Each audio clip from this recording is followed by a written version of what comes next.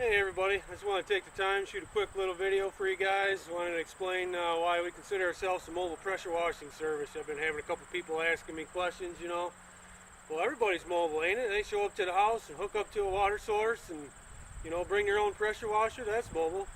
No, that's true, but this trailer right here is a little bit different. It's 100% self-contained system. We got a 250-gallon water tank that we can fill. Plumbed right into the pressure washer, so if you got something out there that's either closed up for the winter like a cottage and you want to clean, we can haul the water in ourselves and clean it. We don't need to hook up to a water source. So kind of gives us a little more versatility.